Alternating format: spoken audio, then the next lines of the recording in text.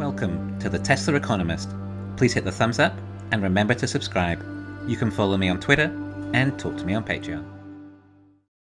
In business, it is important to remain competitive. You cannot ignore your competition or hope they will go away.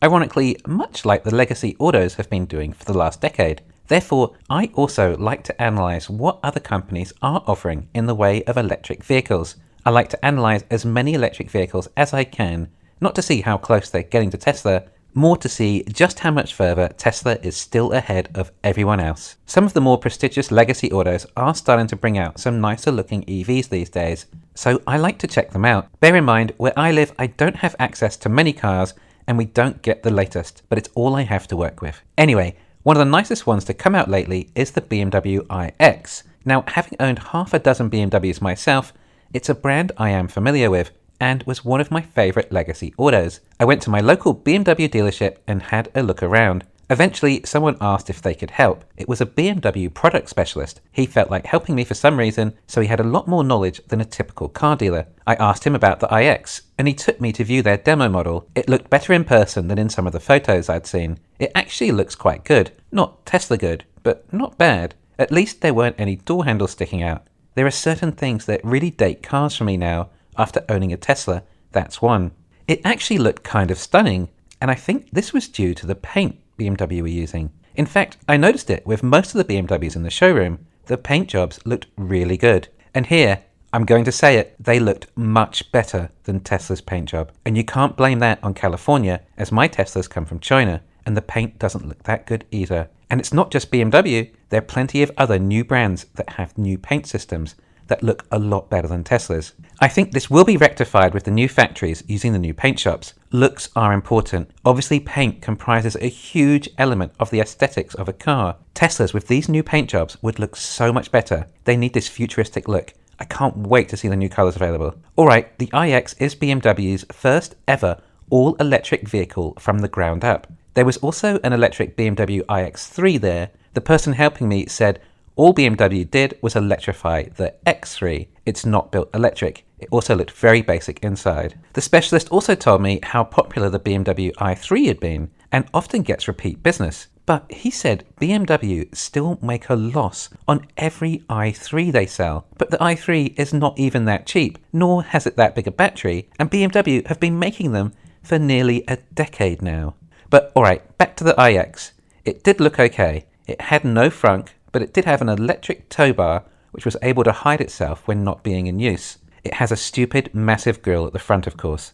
Legacy are really struggling to give up the grille, especially when it's how they branded themselves so much. Distinctive grilles is the first way we recognise so many cars. It's not easy for Legacy autos to give them up, but they are looking very dated. Anyway, I opened the driver's door and got in, and I have to say, it is the nicest BMW I have ever been in. It is a whole extra level above the current BMW X5. The upholstery was really nice, and the screen was really large. It even had a glass roof, but unlike the Teslas, there was a button you could press that could turn the glass from transparent to opaque, which I have to say was kind of cool. In fact, I was really impressed that there were no door handles on the inside. Another aging element I now notice. The iX had buttons like Tesla's to open the doors. Now, the BMW air vent has definitely been on a diet and getting slimmer, but they are still there, and BMW appear not to be able to remove them like Tesla have done so well. There is also a full infotainment control center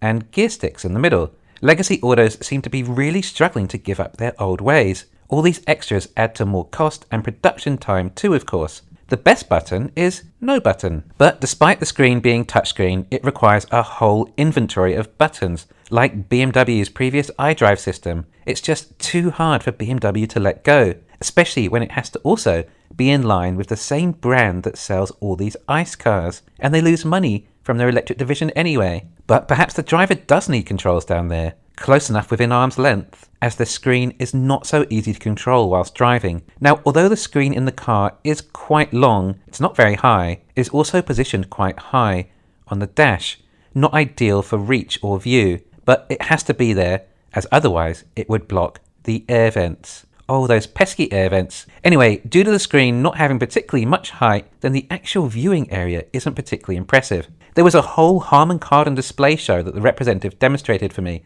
It was a pretty good stereo, but I wasn't that impressed by any of it. What I can say about this car is it felt like BMW have really tried. It felt like they are seriously worried about Tesla, and they're doing what they can to make an electric vehicle that can somewhat be used to demonstrate that BMW can make electric cars as good as Tesla, and have been making them for almost a decade now, and will have no problem succeeding if BMW so choose to. But BMW are making too much money selling ICE, and they can't make any money selling electric. Therefore, they're just making demonstration vehicles like the iX to show BMW electric cars will be ready when the consumer truly decides. You know, except for the consumers who are actually able to analyze what is important in an electric vehicle and will likely choose a Tesla. Now, there are 3 versions of the iX, the 40, the 50, and the M60. The version I was using was the 40, but the 50 gets 324 miles of range, which is nearly as much as a long-range Model Y.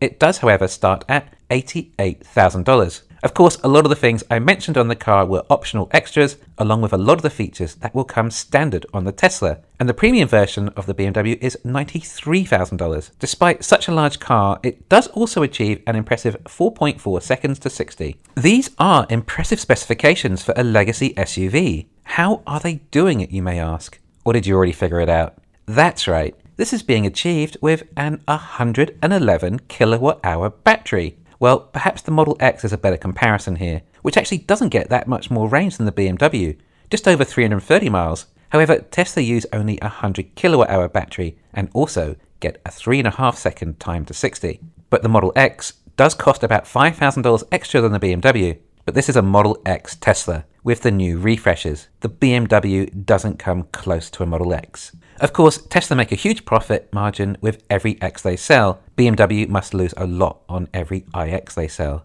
Anyway, I took the BMW for a drive and it was disappointing. It was slightly laggy in performance, nothing like the responsiveness of the Tesla. The steering was light and didn't feel overly sensitive. It was also hard to judge where I was sitting on the road, something the Tesla does well. To conclude, it's really nice for a BMW, and if there are still these loyal consumers to legacy brands that want to go electric and remain loyal, then this is probably the product for them.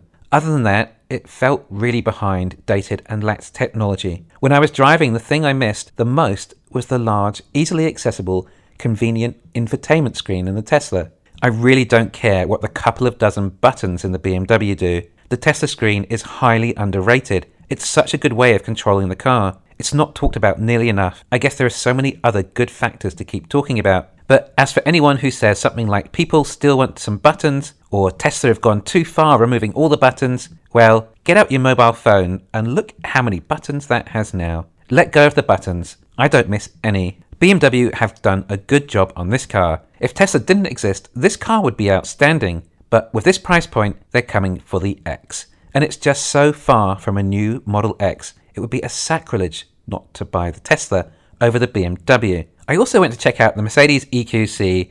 No point going into any detail, it looks exactly like an ICE Mercedes. At least BMW have gone to some sort of effort for their electric models. Anyway, it would appear that Legacy are no closer to catching up than they were before, just making the embarrassing specifications more presentable with new advances to distract you from the terrible inefficiencies these cars produce when compared to a Tesla. They have still not made any revolutionary jump in technology. However, there is an EV company that is about to improve their efficiencies in a massive way. Of course, that's Tesla. Thanks for listening. Please hit the thumbs up and subscribe. You can follow me on Twitter and talk to me on Patreon.